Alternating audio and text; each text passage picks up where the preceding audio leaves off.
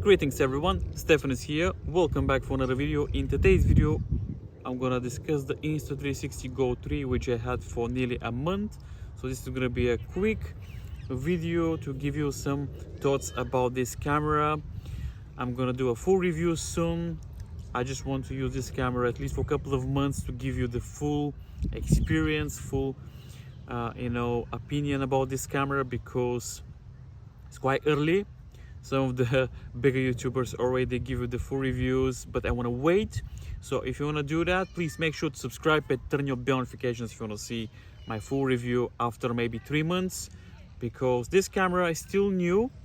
And if you're considering this camera, I'm gonna give you a couple of ideas, thoughts, if this camera is good for you. But let's start with the good things. This camera is great because it's small. You can attach this camera everywhere. And I'm using this camera more than my other cameras because of the ease of use, because it's super easy and it's fun to use. You can attach this camera everywhere.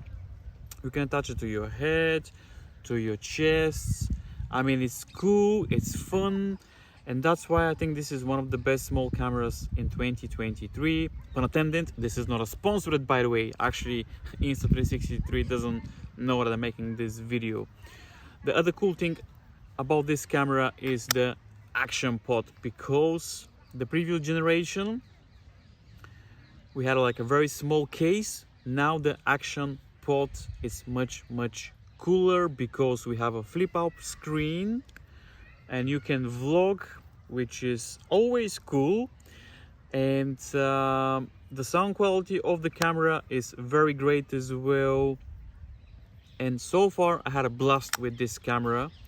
I'm gonna put some pictures on the screen. I already, pun intended, dropped this camera a couple of times.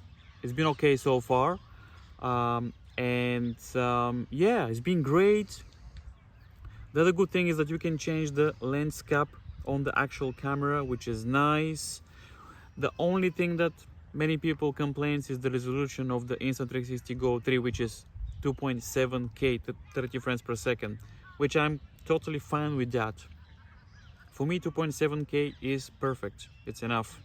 I don't shoot even 2.7K, I shoot 1080p.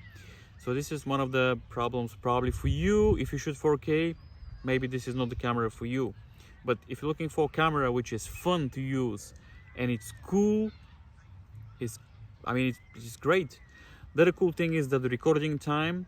So the action camera can record up to 45 minutes, just this small little camera, which is great. But then if you use the camera with the action pod, now you can record up to up to 170 minutes, which is great. So this is another thing to see for the future if you're planning to buy this camera. But other than that, it's great, but it's not perfect. Let's start with the couple of bad things. My issue is the action pod. This thing is not waterproof, even is not splash proof. I think Insta360 said that this is like a splash proof, but it's not. The actual Insta360 Go 3, it's water resistant up to 5 meters, which is cool. 5 meters is, I think it's plenty enough, but the action pod is not. So this is one of my complaints. And the other thing is that we don't have a memory card. So all the footage that you record is recorded internally with the app, which sometimes is cool, sometimes is not, because if you smash the camera, at least your files will be saved. But other than that, yeah, a couple of issues. The other thing I will suggest, I think is gonna be great for the next generation, is if Insta360 make this much durable and also waterproof, and also if we can add a memory card here, that would be fantastic. But other than that, yeah, very good camera in my opinion. So let me know in the comments down below, what do you think? Do you agree with me? I really enjoy this camera so far, so stay tuned for the full review. If you have any questions, leave it in the comments down below. As always, thank you very much for watching, and I'll see you in the next video.